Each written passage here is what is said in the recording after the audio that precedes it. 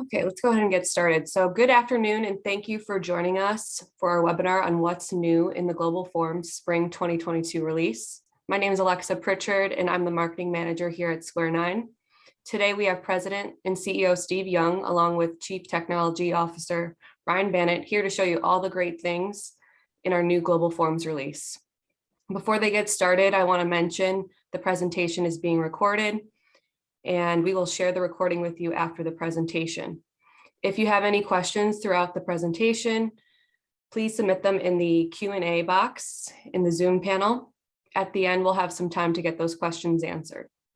All right, Steve and Brian, ready to get started? Yes, we are. All right, good afternoon, everyone. Again, I'm Steve Young, Square 9's President and CEO, and I've got my partner, Brian Banet here, our Chief Technology Officer. Excited to share the new release of GlobalForms with everyone. So we're going to jump right into it. This presentation, the first part I'm going to take, which is just a PowerPoint introduction. It's just a couple handfuls of slides. We'll move quickly through it, probably 10 to 15 minutes. And then we're going to have a demonstration by Brian to take you through some of the more exciting stuff. That'll probably last another 20 to 30, and then leave the rest of the remaining hour open for questions and answers. So without further ado, we're going to go ahead and get started. Okay, so quick agenda on this. Again, I really wanted to just introduce the GlobalForms Spring release. I'm not sure how familiar everyone is with GlobalForms, so we'll take a small step back there. Talk to you a little bit about the goals and objectives that we had as a company and why we did what we did. And then talk about some of the changes that we've made, things like low code versus no code, and how that impacts areas of the product like field properties, forms localization, the new task list designer. And then again, I'm going to turn it over to Brian, and he's going to take you through the product. So, getting started, if anybody wonders, why this is so important to us, anybody who's talked to me about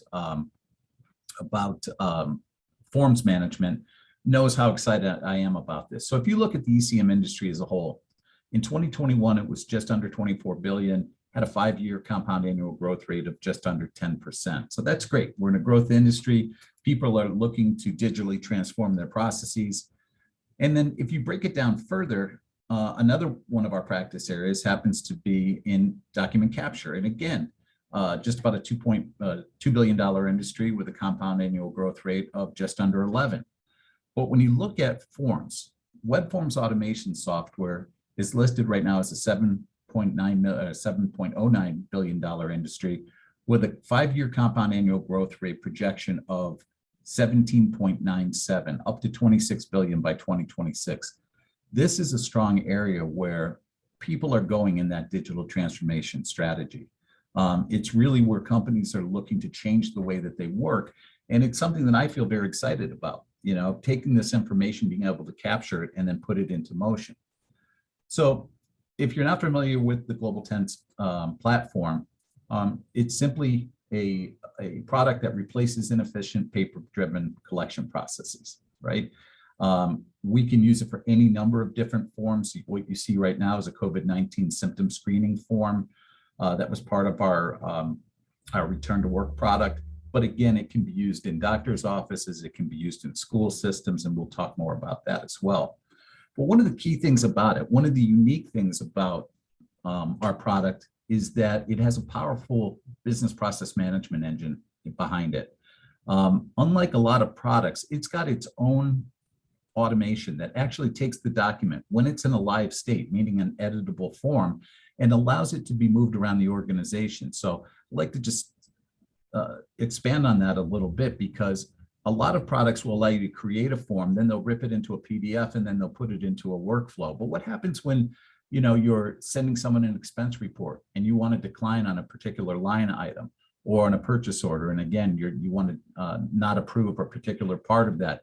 You can't make a change to that document. With GlobalForms, you can. And again, we can use that information that you're using to edit it and drive it through the workflow process. So the 2022 spring release, again, it provides new tools for simplifying the deployment process. This is something we felt was very important. We want to improve support for things like calculations, which can then be used to drive that conditional logic within workflows. We wanted it to be able to support multi-level workflows with permission-based viewing privileges. And again, we wanted a product that could not only be used in tandem with global search, but also could be used to support other content repositories like SharePoint or OneDrive, for example. So, Brian's team came to me originally when they were talking about this release, and they used a phrase that we really liked, the marketing team really liked, which is Common Task Simplified. That was what they had viewed this release as. And so Common Task Simplified is simply this. When we designed this product, we made it extremely powerful. We wanted to have a product that, developers and technical people could do virtually anything with. And we succeeded with that. But a lot of that required what we call low code, meaning just a few lines of code. And we wanted to convert some of those features, some of those more important features, over to no code. We want to improve our localization, the ability for documents to be made in multiple translations. And we also wanted to simplify task organization, allowing people to get greater visibility into where documents were or where things were in the process when they're in GlobalForms. So what does low code mean?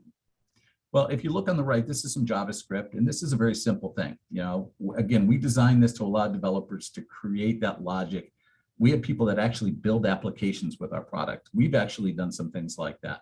So again, if you have the skill set, there's a lot that you can do with it. But a low code approach takes form designers and it adds the functionality with a few lines of code like you're seeing here. It's a really powerful tool, but again, you've got to have the skill set to be able to do that. And we wanted to simplify that. We wanted to take those common tasks and we wanted to simplify them. So if you look at no code feature enablement, what we did is we took that few lines of JavaScript on the left and we converted it to this, a simple checkbox. So what you're seeing on the left here is a required field, meaning that someone cannot submit this form or advance to another part of this form unless they fill that out. You've seen that probably with a phone number, where if you don't put in your phone number, it won't allow you to submit a form. Again, something very common, something that's needed. But again, in order to do that in our product previously, you had to put in a few lines of JavaScript, and now it's just a simple checkbox. Some of the no-code enabled functions that we added, again, things like math calculations. Now it's easy to build forms that can extend it. For example, you're doing a purchase order and you want to take the quantity times the price and be able to extend that and then total that up all up at the bottom. Also, things like extended values. And this will eliminate a lot of the inaccuracies and the need for data validation in forms. Default values. So again, what if you wanted to be able to capture things like the name of a logged in user or today's date? Again, that was always possible in the past, but again, it just needed a few lines of code to make that happen. Things like conditional values, like I just said to you, making something required or making something hidden, like a credit card information, making sure that only the last 4 digits show up. And then things like logo and image placement. So again, simplifying that so it's more of a drag and drop feature, allowing you to customize forms and again, personalize them and make them your own. The important thing to note is that GlobalForms will continue to support all of the JavaScript tools that we had in the past. So if you've created forms, legacy forms, if you're a reseller and you've created those for your customers, or if you're a customer and you're using those today, not to worry, we made it so that they are fully supported. The next thing was forms language localization. Again, we started to see this increasingly, especially in our K-12 product, which is called Education Essentials. So what this allows you to do is create a set of fields with their translations and then repurpose them again and again. You could do multi-language fields in the past. The problem was you essentially had to build the form twice. With this, what we're doing is we're actually putting in the name, in this case in English, putting in its translated value. And then what happens is that once it's in there, it can be used to create multiple forms. So say you're a school system and you wanted to create a student intake form. And again, you translated all those fields like the student name, the street address, and the birth date or the mother's name, whatever the case might be. Now you can build out additional forms without having to worry about it. They'll automatically be translated. So we've seen people create bus rider forms, early release forms, student residency forms, even permission slips. So making it really easy to be able to do forms in multiple languages. Probably my favorite part of this release is something that's called queue or task list creation. So again, this was something that we did manually. Typically a programmer did this. Our professional service teams released this feature quite a bit. But again, it was something that was a little more complicated to deliver. And basically what it does is it creates a queue or a landing page for the review and approval process. So if you take a look at it, what it's really designed to do is, again, provide insight into the forms while they're in flight. And again, create a centralized location for viewing multiple form types. And again, reduce that reliance on email for interaction. So anybody who's used GlobalForms in the past, typically you'll get an email saying, here, there's a purchase order here for you to review, or there's a time off request that you need to review. And, you know, it's fine working out of email, but sometimes you just want a place to go at certain periods of the day and maybe take care of them all at once, review all of those and knock them out. So these queues work with the form workflows you use today. You can take a process that you've created in GlobalForms and you can actually create a queue. So if you're using emails right now to notify people, you can add a queue to that. It's very simple. So again, it works with the existing review and approval applications within our Business Essentials product, like invoice approval. Some of the common use cases for this, again, things like purchase requisitions, employee time offs, new hire onboarding, inbound job application reviews. All of these are great examples of where you can use queues. And again, for people like myself who have multiple, multiple responsibilities, it can combine a number of different forms into a single place where you can approve them. So again, if you have a mix of purchase orders and time off requests and in process orders, you can actually go to one place and see all those different types of documents. One thing I wanted to talk about briefly was that we've got a new program we call Office Hours with Professor Phil. And if you haven't seen this before, it's the head of our education department, Phil Holtz, and he does a great job of providing practical use lessons on our product. So the one coming up on June 10th from 10:22 at 2 p.m. is deploying the Global Search Business Essentials archive structure and then linking it to GlobalForms 10. So when you walk out of that, you're going to be able to leverage the existing onboarding forms freely available to all our customers. And you're going to be able to show off things like a job application, an I-9 form. All of these will be able to be incorporated. So he's kind of bringing it all together and saying, look, if you want to add human resources to your existing instance of Global Search, here's how you do it. And you can do it yourself and you can do it for free of charge. So the last thing I wanted to share with you is if you are looking for more information about the GlobalForms 10 release, just simply go to knowledge.square-9.com. You would go to the GlobalForms 10 page, then into GlobalForms 10.3, which is at the very bottom, and you'll see sections for what's new in the release notes. I'm sure Brian is probably going to talk about this as well, but there's detail about all the feature functionality that's included in this release. So with that, what I'm going to do is turn this over to Brian. I'm going to let him share the software with you, and I hope you all enjoy the rest of the show. Okay, good afternoon, everybody. So as Steve said, the release is documented in the knowledge base. That's knowledge.square-9.com. And the What's New section will call out the new features of the 10.3 release. As Steve highlighted, task lists, localization support, and then a bunch of common task simplified or no code alternatives to what was formerly low code approaches to delivering pieces of the solution. All that stuff, the old format continues to work, and I probably shouldn't even refer to it as an old format. There's no intentions, that stuff's not going away, and is an integral part of the overall GlobalForms application. We just wanted to make it even easier to use for those people who don't have the technical skill to really dive into JavaScript programming. If you look at the rules examples section of the knowledge base, there's all kinds of JavaScript examples to do some of the functionality that you might need. And hopefully now there's even easier ways to achieve it.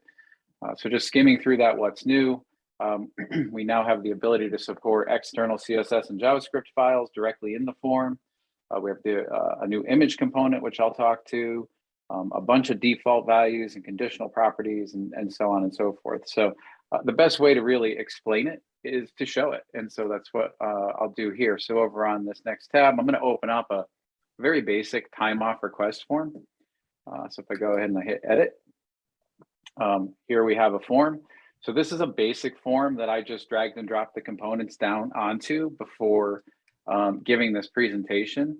And if we hit the view button, this is also new. So now right from the designer, you can hit view, and that's going to take you into the form's default view state. So what we have is a very basic form designed to collect information about a time off request. But as with most forms, we want to wire up some functionality to control the user's experience a little bit. So for example, things like who's logged in or request dates and things like that. So from the edit panel, the first thing, or from the designer panel, the first thing I want to talk to is the image component.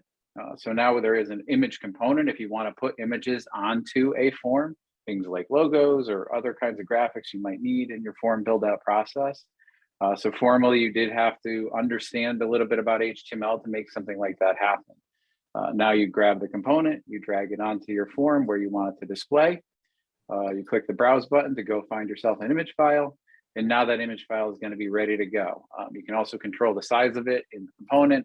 Let's say I want to make the width 200 pixels, and I can do that, save it. And now I have an image embedded in that form. And if I transport this form, let's say I build this form in my office, and then I want to transport it to a customer. If I export the form and import it at the customer location, all the images will transfer with it as well, all contained in the same common package. So really quick and easy way to get images into forms now, which is great. We also have the ability to automate some data entry for the user. So if I click on the settings button for the employee name component, which is a text field component, on the data tab, you'll now notice there's 3 new options. We have current user, we have current node, and we have current date. So in this case, we're going to use current user, current, which is obviously the logged in user at the time. We have current node, which allows GlobalForms to understand where in a workflow process you are. So this is primarily used for multi-step workflow processes where users are submitting a form, and then perhaps a manager is going in to approve a form. Understanding the current node is important for workflows like that. And then I'll talk to current date as well in a moment. But I'm just going to tick off current user. And that is the extent of what is required for me to now automatically fill in the logged in user's name into this component when the form loads. Same thing for request date. I don't want the user to select that. I want to default it. So back on the data tab, I now have the ability to say use current. Excuse me, and if I click save there, now this component will be ready to go with using the current date when I go ahead and load the form. We also have the ability to control some conditional properties of elements. So for example, this hours component here, users have the ability to choose the days they want to have off, and then they have the ability to say whether it's a partial day or a full day. And if they have a partial day, then they can enter the number of hours that they would like to take off. But I only want this text box to be editable if the user is working with a partial day. So again, this is all possible previously, but we want to sort of control in a more automated fashion with no code. So we now have that ability too. So if I go into the components properties and I go to the conditional tab, we now have a drop-down list on the conditional tab, when previously this was primarily used for controlling visible state. So visible state is still an option here now, but we also have the ability to control disabled, required, and whether or not the input is hidden, which as Steve alluded to, that would sort of mask it like it was a password text box or something like that. So if users were keying confidential information that you didn't want visible on the screen, or if you were in some sort of a single or double blind validation data entry scenario, it could also be useful for things like that. But for the purposes of this form, I'm going to say go ahead and make this disabled. And then I define, okay, what components do I want to choose in order to make it disabled. So for the purposes of what we're working on here, we're going to set the disabled status to true when the partial day component has a value of true. And if I go ahead and save that, now we're slowly sort of building out the logic around this form. I'm going to add one more element, and ultimately what I'd like to do is calculate hours. So users have the ability to enter multiple days, and I want to do some hours calculations. So I'm going to go into the settings on the total hours text component down on the data tab. So we've always had the ability to do calculations and do values and math and things like that. But now we have the ability to very simply do basic math operations on a collection of fields. And so in this case, I'm going to click in and we're going to choose the hours component, save it. And now I'm going to go ahead and save my form. So with literally just a few button clicks and a few checkbox enablements, I've now wired up this form to be very reactive when the user is going and working with it.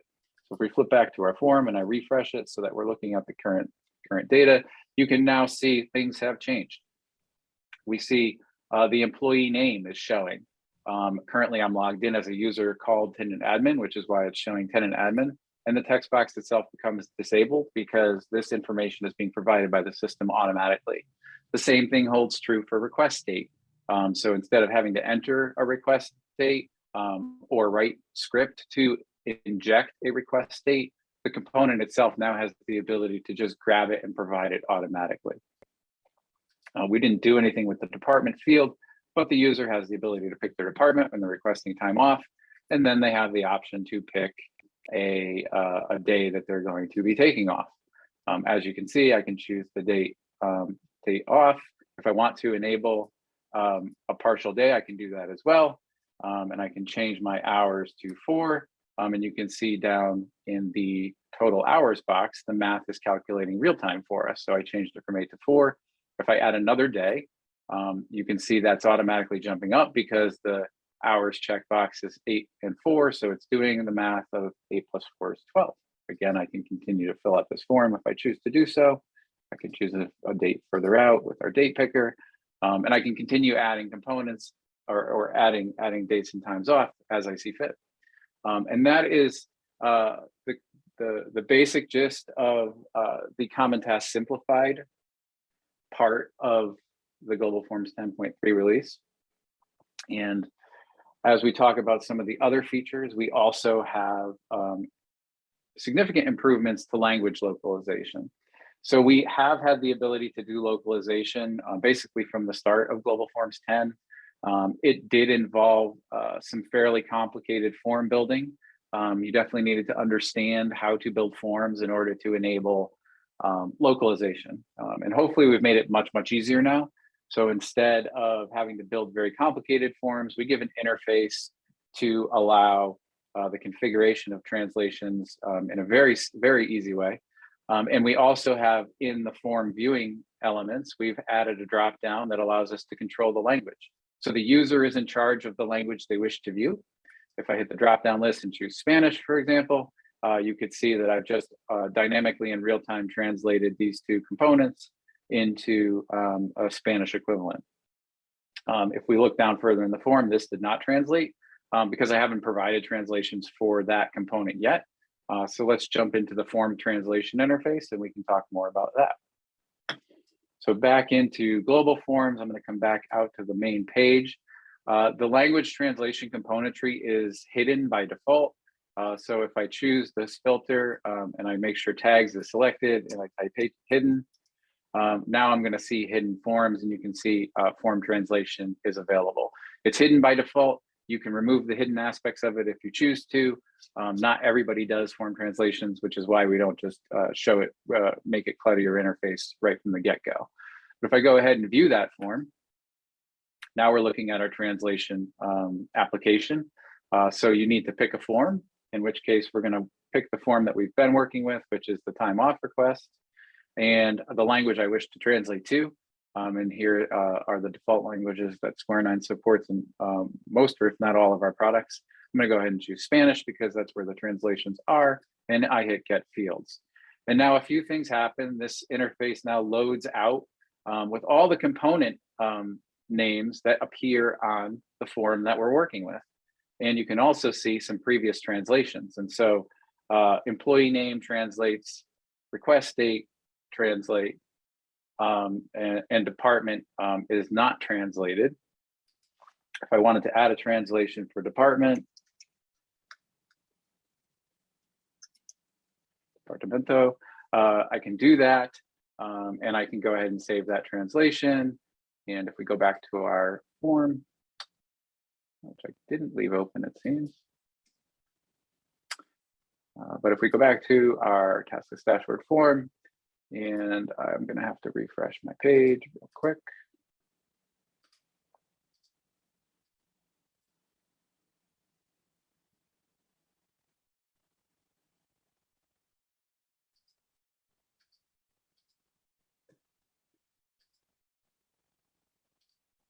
Spanish.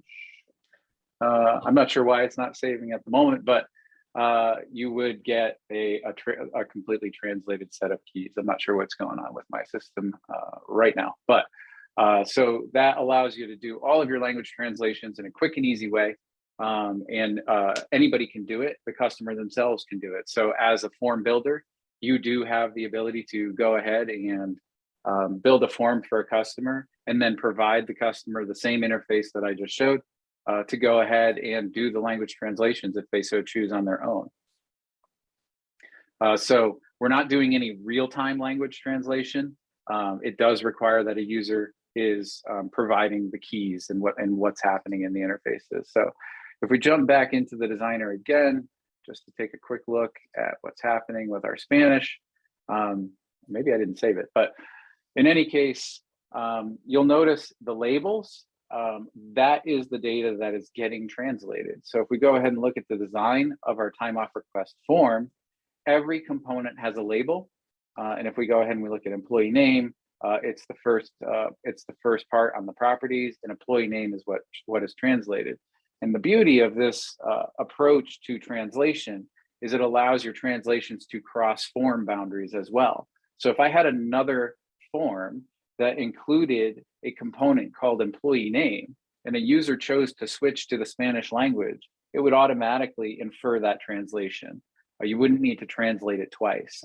So it makes doing form translations a lot more efficient, because if you have many forms that are sharing common component names, which most do, first name, last name, vendor name, things like that, invoice number, take your pick of fields you might want to put on a form. Many times they're crossing forms, and then they only need to be translated once with this new interface, which is great. So we really like that, and form translations comes up quite regularly, especially in the non-continental United States. So it's a great feature add that a lot of customers are looking for. So that's great. And then the last elements that we wanted to sort of touch on today are task lists. I'm going to close out a few of my tabs and go back to the home page, and you'll notice that we now have a task list dashboard. So when you upgrade your GlobalForms interface, or when you install GlobalForms Fresh version 10.3, you will get the task list dashboard added to your system. If we go ahead and view the task list dashboard, you'll notice that we come to now another form. And this interface allows us to manage existing task lists, or it allows us to create new ones. And it also allows us to get links to the task list. So I have one created here. If I go ahead and hit launch task list, it's going to open a new tab, and it's going to show us this expenses task list. So here we have 8 records of various expenses. from various users in various amounts in pending or approved statuses with a couple different managers. As a user of this interface, you also have the ability to get back to the form right from this interface. So if you had a multi-step form where a user fills out an expense report and a manager then goes into the expense report to either sign it or approve it, right from this interface, you have the ability to access the form in that state just by clicking the open button, and it takes you right back into that form. The best way to really understand, how some of these moving pieces come together is going to be to actually go ahead and build one. So we're going to go build a new one. Close this, and I'm going to hit create new task list. Again, this is from our task list dashboard. And when you're building out a task list, you have a handful of options. You can give it a dashboard name, which is going to show in the dashboard that we're working in. This is just the administrative level element, and then a title. In this case, I'm just going to name them the same, and I'm going to say expense approvals.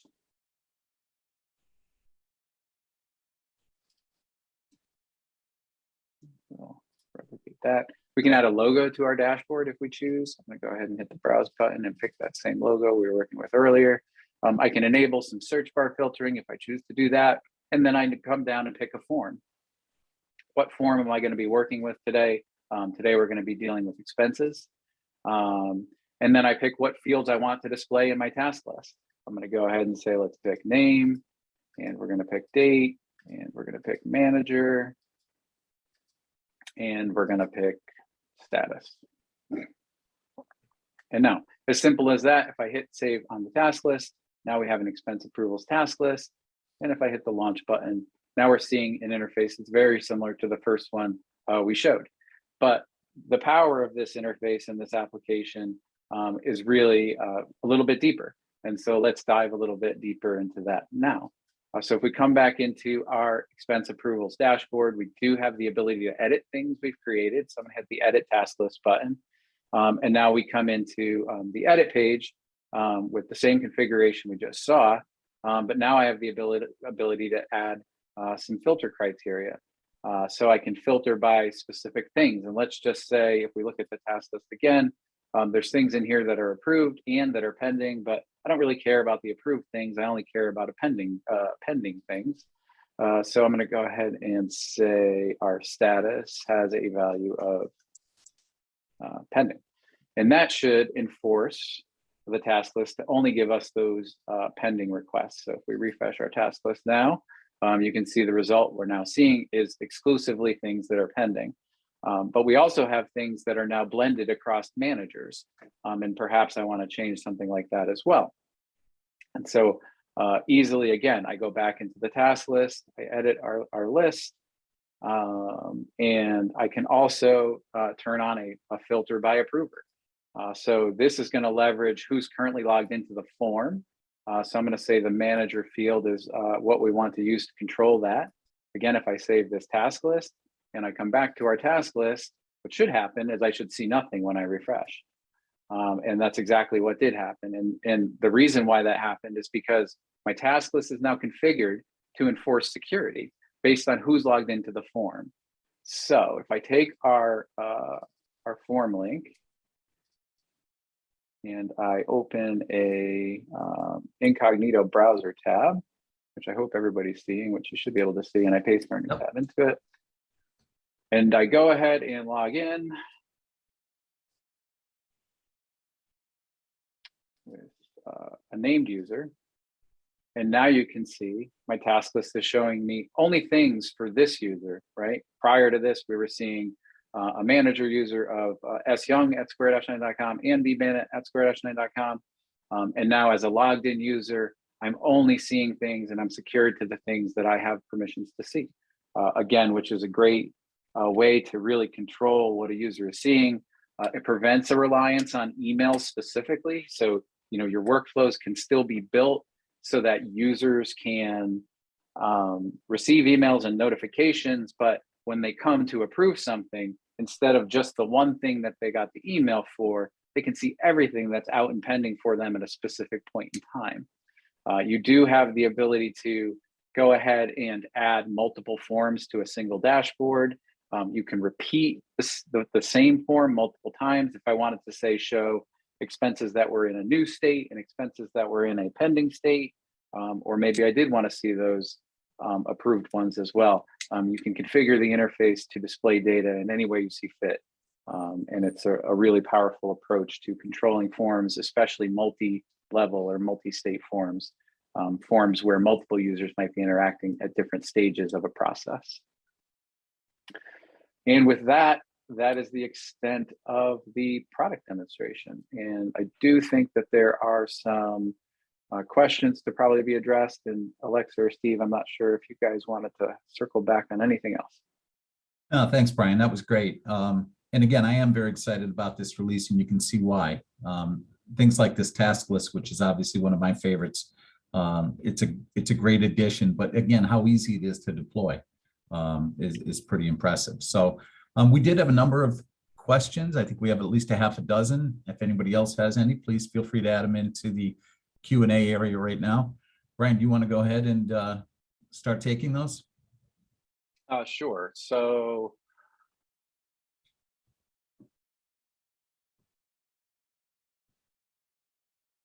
okay, so there was a question about use current. Let me just share my screen again so things make a little bit of sense.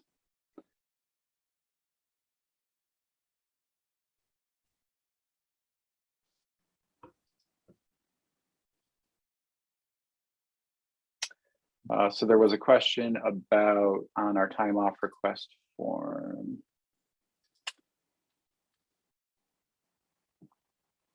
On the sort of default data elements, current user, current node, current date, these are in fact current. And so if a user were to come to this form, it's going to fill that information in. If a user were to come to this form again and take action on it, it would fill in new information. So for single step form flows, that's not really relevant. For multi-step form flows, it is. And if those data points are something you care about retaining, then you would build logic into the form itself to control that data. So hopefully that answers that question.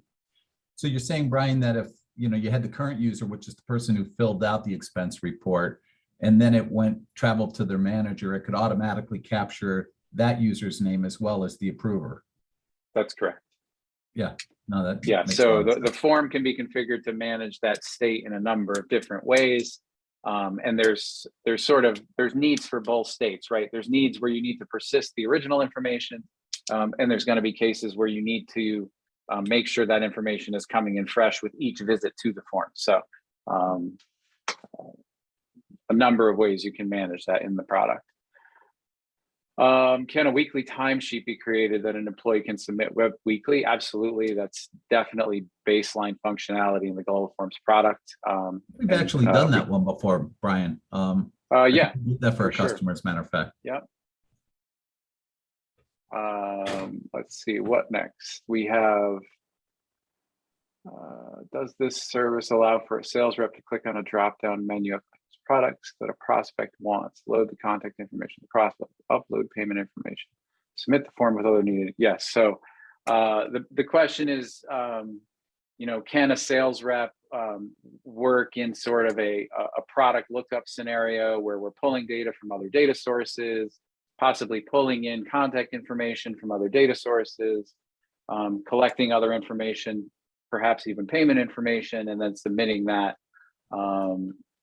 and having it all go where it needs to go? And the answer to that is absolutely. Again, a very common and basic implementation of a GlobalForms process. Obviously, your specific needs are up to you, and we can work with you to help better understand those things. And that, again, that's one of the unique features about GlobalForms, is that it can use data from external sources to populate fields. And that's what you're talking about there. You're saying being able to pull product information or user information, say, from example, from your ERP or whatever the case might be, so that you're only managing that data in one place, and that it's persisting in this product. So yeah, absolutely we can. And again, it's a very unique feature of this product. If a user is using multiple task lists, can the edit task list button be hidden from regular users?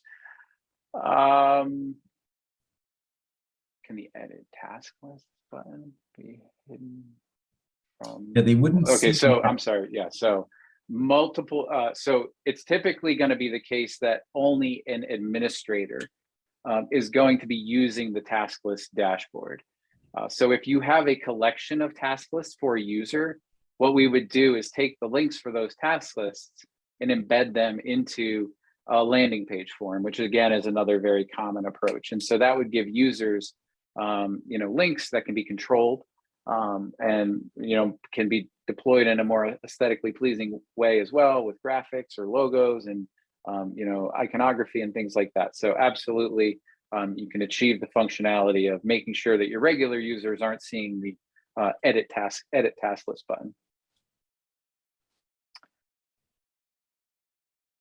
Will the 10.3 task list allow a user to see where a form they created is in the flow? That it does not do. I take that back. So if you're using the current node feature, so as I mentioned, we now have the ability to simply check a box and have a text component contain the current validate step of the workflow. So if you're leveraging that feature and you do have a multi-step workflow and a form that's attached to it, the user can have the ability to see where it is. So that's functionality that is there. And it's really more part of the form than it is part of the task list. But you could expose that data to the task list if you made it part of the form when you started or when you built the form itself, or when you modified your form to include this new functionality. Right. So if, say, for example, you were doing something like manufacturing and you had different steps in a job traveler, right? You wanted to digitize that. As it went to the next step, that node would identify it and people would see where they are, or someone would be able to see the task list of exactly where those are in the stages. Is that correct? Yep. Yep. Okay. Sorry, I don't know if that's a good example or not, but just wanted to make sure I was clear. Where are pending tasks stored? Say you have thousands of pending tasks and forms. Is it hard drive space or resources? So tasks are basically the submissions that are already there. So every time you click the submit button on a form or a new form, rather, that's creating what we call a submission. And that's basically a database record in a data table somewhere. And that database record is basically the complete record of everything that the user entered on that form at that point in time. So the task list interface is really just a visualization of that data. That being said, I would not recommend you have task lists that contain thousands of records. The real intent of the task list interface is really user driven, meaning a user is going to be working in a forms process, is in an approval process, and maybe they have 10, 50, 100 expense reports in flight approval at any given time, or maybe 5 or 10 or 15 time off requests in flight at any given time. That's the real intention of the taskless interface. That's not to say it couldn't be leveraged for things we haven't thought about, but we also do have a pretty verbose batch management component in our workflow product itself that does allow you to see records at scale as well for things in terms of just general process management and things like that. So hopefully that answers that. Is this available now? That's a good question, Steve. Is this available now? I think it is. Yes, yeah, it is. Yeah. We're shipping Global Search 10.3 now. Yep. So Global if you Search, bought Global Search Search, or 10.3. you wanted to upgrade today, you could. Yep.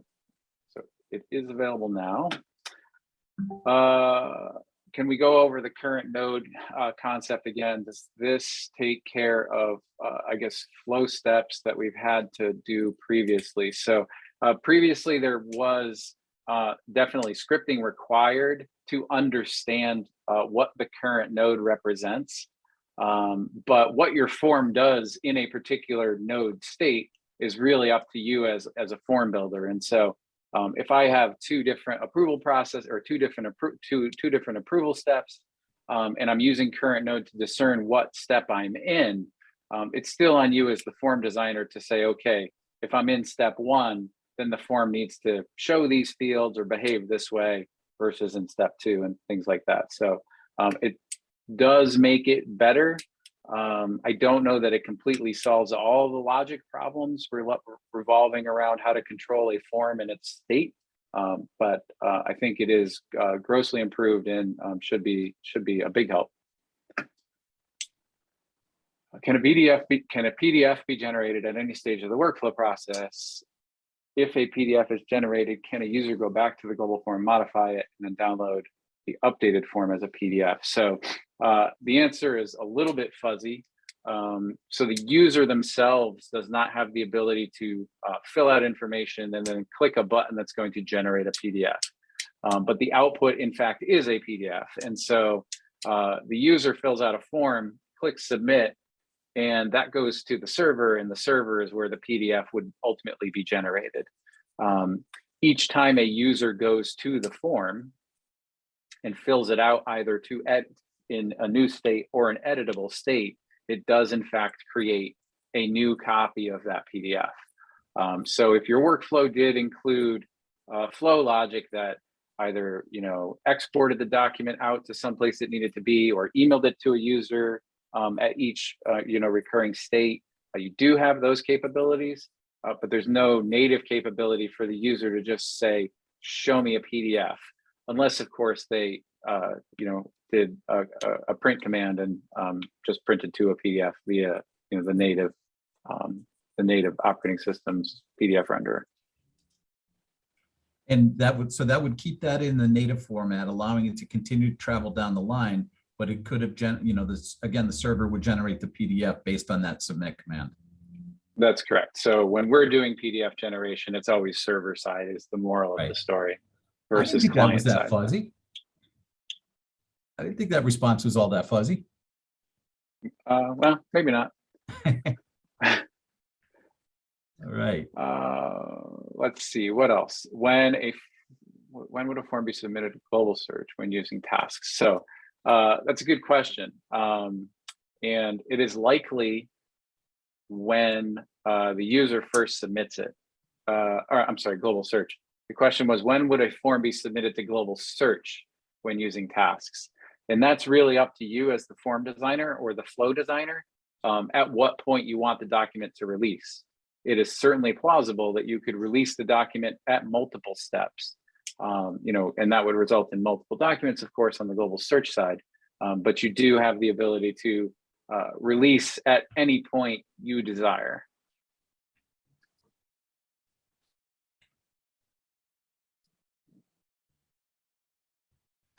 Will I be able to see a notification when someone opens a form and also be able to see if a form was forwarded to someone else and if that person opened the form? So you could certainly embed tracking cookies and things like that into a form. That is not sort of core global forms functionality, but it would be very easy to drop in the tracking cookies and things like that. It certainly would be possible to also author JavaScript that detected a web page loading and then notified you in some way, whether that was making another request or writing data somewhere else. So that is possible, but it's definitely not core functionality. I wouldn't call it complicated functionality either. So if it's something that you're seriously interested in, it's probably an offline conversation we can have.